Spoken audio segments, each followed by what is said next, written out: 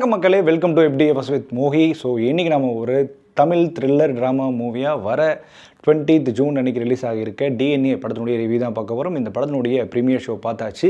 So இந்த படத்தை இயக்கியிருக்காரு Nelson Venkatesan அவர்கள். இந்த படத்தை லீட் பண்ணியிருக்காரு அதர்வா அண்ட் நிமிஷா சஜயன் அவர்கள் பண்ணியிருக்காங்க. ஸோ இந்த படம் வந்து பார்த்திங்கன்னா நான் ட்ரைலர் கட்டு எதுவுமே பார்க்கல. ஸோ சடனாக போய் அந்த படத்தை பார்த்தேன். பட் படம் வந்து நிறைய சர்ப்ரைசிங்லி நிறைய விஷயங்கள் கொடுத்தது. அது என்ன ஏதுன்றதையும் அதேமாதிரி இந்த படம் எந்த அளவுக்கு ஒர்க் அவுட் ஆச்சு, ஒர்க் அவுட் ஆகலை அப்படின்றதையும் நான் டீட்டெயிலாக இந்த ரிவ்யூவில் சொல்ல போகிறேன். ஸோ ரிவ்யூக்கு போகிறதுக்கு முன்னாடி இந்த ரிவ்யூ ஆனது உங்களுக்கு பிடிச்சிருந்துன்னா மறக்காமல் லைக் பண்ணுங்கள், கமெண்ட் பண்ணுங்கள், ஷேர் பண்ணுங்கள், சேனலை சப்ஸ்கிரைப் பண்ண மறந்துடாதீங்க. வாங்க நம்ம ரிவ்யூக்கு போகலாம். ஸோ DNA அதாவது வந்து பார்த்திங்கன்னா திவ்யா அண்ட் ஆனந்த் இவங்களுடைய வாழ்க்கையை பற்றி பேசுகிறது தான் இந்த கதைக்களம். ஸோ திவ்யா வந்து பார்த்திங்கன்னா அவங்களுக்கு சின்ன வயசுலேருந்து பார்த்திங்கன்னா மனவளர்ச்சி கொஞ்சம் கம்மியான ஒரு பர்சன். ஸோ அதனால் அவங்களுக்கு பொண்ணு தேடும்போது வந்து பார்த்திங்கன்னா அதாவது பையன்லாம் தேடும்போது வந்து பார்த்திங்கன்னா எந்த ஒரு பையனுமே அக்செப்ட் பண்ணிக்க மாட்டேங்கிறான். ஸோ அதர்வா வந்து பார்த்திங்கன்னா ஒரு லவ் ஃபெயிலியர். அது மட்டும் இல்லாமல் அந்த லவ் ஃபெயிலியர் தாண்டி அந்த பொண்ணு வந்து சூசைட் பண்ணிக்குது.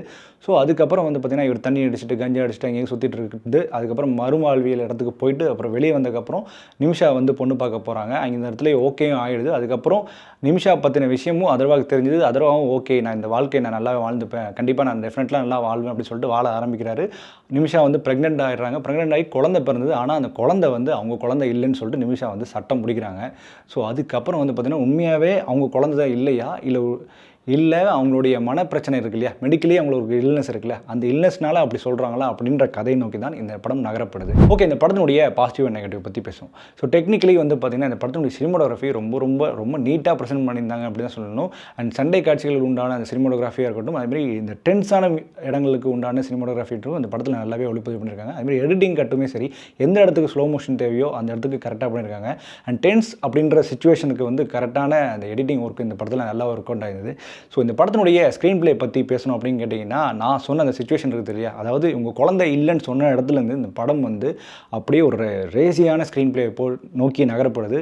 இதுக்கு முன்னாடி இந்த டேரக்டர் வந்து பார்த்திங்கன்னா எடுத்த படங்கள் ஒரு நாள் கூத்தாக இருக்கட்டும், இல்லை ஃபரினாவாக இருக்கட்டும், மான்ஸ்டாக இருக்கட்டும், ஒரு மாதிரி ரேசி ஸ்க்ரீன் பிளே இருக்காது. பட் அந்த படம் வந்து பார்த்திங்கன்னா எல்லாமே ஒரு வாழ்வியலையும் ஒரு எமோஷனலும் பேஸ் பண்ண படமாக தான் இருக்கும்.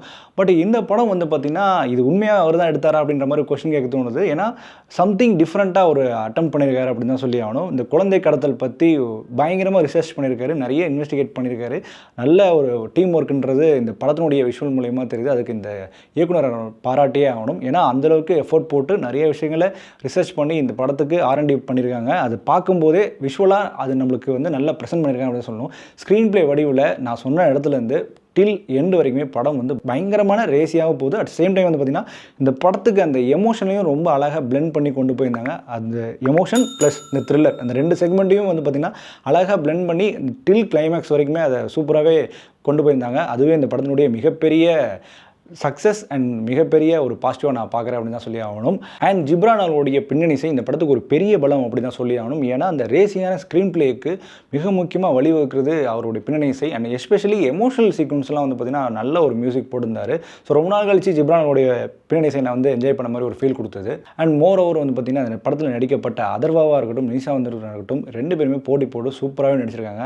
அதர்வாவை பொறுத்த வரைக்கும் சண்டை காட்சிகளாக இருக்கட்டும், இந்த படத்தில் எமோஷன் அப்படி இந்த சீக்வன்ஸாக இருக்கட்டும், இந்த லவ் ஃபெயிலியர் அவர் ஆனதுக்கப்புறம் சில சீக்வன்ஸாக இருக்கட்டும், அண்ட் மோர் ஓவர் வந்து பார்த்திங்கன்னா அந்த எமோஷன் தான் முக்கியமாக. நிமிஷா வந்து அவங்க வந்து புலம்புவாங்க, அதாவது அந்த குழந்தை போயிடுச்சு, அது நம்மளுக்கு இருக்காது அப்படின்னு சொல்லிட்டு ஒரு புலம்புற சிச்சுவேஷன் இருக்கும். அந்த சிச்சுவேஷனில் வந்து இவர் வந்து பொறுமையாக அப்படி தட்டி கொடுத்து அரவணைக்கிறதா இருக்கட்டும், அவரை தாண்டி அழுகிறதா இருக்கட்டும், அதேமாதிரி மற்ற குழந்தைங்களை பார்த்து இவர் வந்து பார்த்திங்கன்னா ஐயோ இப்படி மாறிட்டாங்களே அப்படின்ட்டு கொடுக்குற எமோஷன் சீக்வன்ஸாக இருக்கட்டும். அதர்வா இந்த படத்துக்கு எனக்கு தெரிஞ்சு அவருடைய படங்களில் இதுதான் one of the performance based படம் அப்படின்னு தான் சொல்லி ஆகணும். இதை தாண்டி நிமிஷா வந்து பார்த்திங்கன்னா ஒரு படம் சூஸ் பண்ணுறாங்கன்னா அந்த படத்தில் ஏதோ ஒன்று இருக்கும். அதே மாதிரி தான் இந்த படத்தில் கண்டிப்பாக ஒன்று இருந்தது. ஸோ அது முக்கியமாக அவரோட நடிப்பு ரொம்ப நேச்சுரலாக ரொம்ப ரியாலிட்டியாக இருந்தது. எஸ்பெஷலி வந்து பார்த்திங்கன்னா அந்த ஒன்ஸ் அந்த குழந்தைய பார்த்ததுக்கப்புறம் அவங்க வந்து ரொம்ப சட்டம் பண்ணுறது, இது ஏன் குழந்தை இல்லை அப்படின்னு சொல்லிட்டு அவங்க ஒரு இது வரைக்கும் அமைதியாக அந்த ஆள் வந்து பார்த்திங்கன்னா அவ்வளோ கோவம் வரும், அவ்வளோ விஷயத்தை டெலிவர் பண்ணுவாங்க. அந்த ஆக்டிங் சீக்வன்ஸ்லாம் ரொம்ப சூப்பராக இருந்தது. அதுமாதிரி குழந்தையை மிஸ் பண்ணிட்டு அவங்க பரிதவிக்கிற அந்த சீக்வன்ஸாக செகண்ட் ஹாஃபில் ஒரு சீக்வன்ஸ் இருக்கும். அந்த சீக்வன்ஸ் சரி சூப்பராகவே அவங்க நடிப்பு சூப்பராக டெலிவர் பண்ணியிருந்தாங்க. அதுமாதிரி பாலாஜி சக்திவேல் வந்து பார்த்திங்கன்னா அந்த படம் ஃபுல்லாகவே ஒரு இன்ஸ்பெக்டராக பண்ண போகிறாரு. அவரோட நடிப்பாக இருக்கட்டும், ரமேஷ் திலாக்கா இருக்கட்டும், அதுமாதிரி சேத்தன், அப்புறம் அந்த ஃபேமிலி மெம்பர்ஸ் எல்லாருமே சரி கொடுக்கப்பட்ட வேலையை ரொம்ப ரொம்ப சிறப்பாகவே பண்ணியிருந்தாங்க அப்படி தான் சொல்லி ஆகணும். அண்ட் இந்த படத்தினுடைய பிரச்சனைகள் என்ன அப்படின்னு பார்த்தீங்கன்னா, பிரச்சனைகள்னு சொல்ல முடியாது. இந்த படத்தினுடைய ஃபஸ்ட்டு ஒரு 15 to 20 மினிட்ஸ், அதாவது இந்த கல்யாணம் ஆனக்கப்புறத்துலேருந்து வர ஸ்க்ரீன் ப்ளே தான் இந்த மெயின் ஸ்க்ரீன் ப்ளே. அதுக்கு முன்னாடி வந்து பார்த்திங்கன்னா சில விஷயங்கள் வந்து கொஞ்சம் அவாய்ட் பண்ணிக்கலாம். ஒரு பாட்டு வருது, பாரில் ஒரு பாட்டு வருது, அப்புறம் ஒரு சில சீக்வன்ஸ், அந்த சீக்வன்ஸை கொஞ்சம் கம்மி பண்ணியிருக்கலாமோ தோணுது. ஏன்னா நல்ல ஒரு சூப்பரான ஸ்க்ரீன் ப்ளே போயிட்டுருக்கு. அந்த ஸ்டார்டிங் ட்ரபிள் மட்டும் ஒன்று இருந்தது. அண்ட் மோர் ஓவர் வந்து பார்த்திங்கன்னா இந்த படத்துக்கு வந்து 5 பாடல்கள் இருக்குதுன்னு சொன்னாங்க. அதாவது 5 பாடல்கள், 5 இசையமைப்பாளர்கள். அந்த எந்த ஒரு பாடுமே கேட்டு நல்லா கேட்ட மாதிரி ஒரு ஃபீலே இல்லை அப்படின்னு தான் சொல்லி ஆகணும். மிக முக்கியமாக காயத்ரி ஒரு ஐட்டம் நம்பர் சாங் ஆடிருக்காங்க. பட் அந்த பாட்டு எதுக்கு அப்படின்ற மாதிரி இவங்க கொஸ்டின் கேட்கட்டும். ஸோ மொத்தத்தில் இந்த படத்தை பார்க்கலாமா வேணாமா, இல்லை கண்டிப்பாக பார்த்தே தின்னும் அப்படின்னு கேட்டிங்கன்னா கண்டிப்பாக இந்த படம் பார்க்கலாம். நான் வந்து சர்ப்ரைசிங்லி ரொம்ப என்ஜாய் பண்ணி பார்த்தேன் அப்படின்னு தான் சொல்லி ஆகணும். இந்த படத்தினுடைய எல்லா விஷயங்களுக்கும் எல்லா பீப்புள்ஸ்க்கும் பிடிக்கும். மிக முக்கியமாக தாய்மார்களுக்கு பிடிக்கிறதுக்கான நிறைய சான்ஸ் இந்த படத்தில் இருக்குது அப்படின்னு தான் சொல்லி ஆகணும். ஸோ இந்த வீக்கெண்ட் கண்டிப்பாக பார்க்கக்கூடிய ஒரு படம் தியேட்டர்ஸில் அவைலபிளாக இருக்குது. இந்த படத்துக்கு நம்ம கொடுக்கக்கூடிய ரேட்டிங் என்ன அப்படின்னு கேட்டிங்கன்னா 5க்கு 3.5. ஓகே மக்களே, இந்த ரிவ்யூ பிடிச்சிருந்த நம்புறேன். இந்த ரிவ்யூ பிடிச்சிருந்தா மறக்காமல் லைக் பண்ணுங்கள், கமெண்ட் பண்ணுங்கள், ஷேர் பண்ணுங்கள், சேனலை சப்ஸ்கிரைப் பண்ண மறந்துடாதீங்க. Stay with me FTFS with மோகி.